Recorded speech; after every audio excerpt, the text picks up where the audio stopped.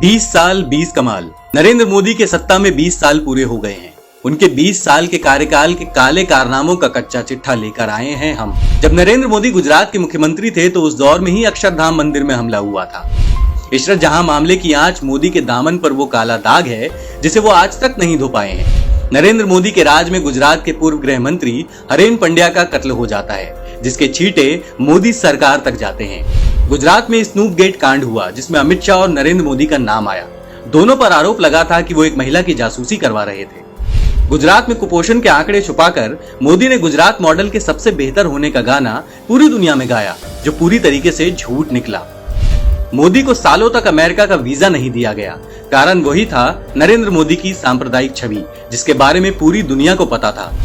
IPS अधिकारी संजीव भट्ट को मोदी की खिलाफत करने के जुर्म में जेल में डाल दिया गया, वो भी सिर्फ इसलिए कि उन्होंने मोदी की अल्पसंख्यकों के प्रति नफरत का भंडा फोड़ कर दिया था। नोटबंदी करके मोदी ने पूरी भारतीय अर्थव्यवस्था को चौपट करके रख दिया, करोड़ों लोगों की जिंदगी बर्बाद करके रख दी।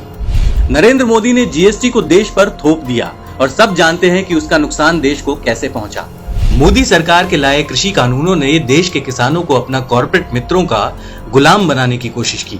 किसानों की लगातार मौतों के बाद भी मोदी के मुंह से कुछ नहीं निकल रहा, क्योंकि भाई दोस्त बुरा मान जाएंगे।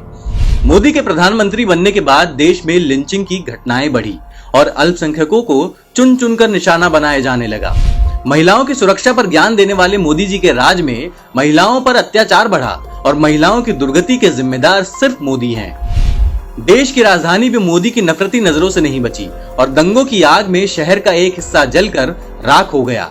इसके लिए सीधी उंगली प्रधानमंत्री और उनके मंत्रियों पर उठी। खुद को दुनिया का सबसे बड़ा देशभक्त मानने वाले मोदी जी के राज में देश ने पुलवामा, पठानकोट और उरी जैसे हमलों को झेला, लेकिन मोदी जी कुछ करने के बजाय नकली आंसू बहा रहे थे।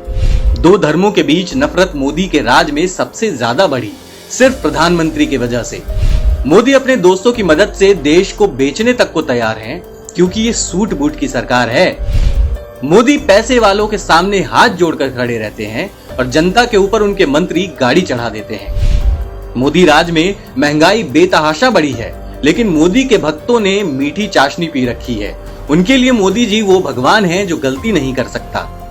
दुनिया भर में घूमने वाले मोदी ने दुनिया भर से भारत के रिश्ते खराब कर दिए हैं। मोदी राज में रूस, चीन, तुर्की, फ्रांस, कनाडा जैसे देशों से द्विपक्षीय संबंध खराब हुए हैं। मोदी जी जहां भी जिस कुर्सी में रहे, देश को सिर्फ नुकसान पहुंचा है।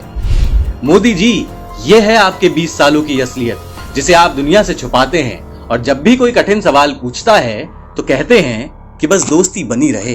दोस्ती बनी रहे, अपनी दोस्ती बनी रहे।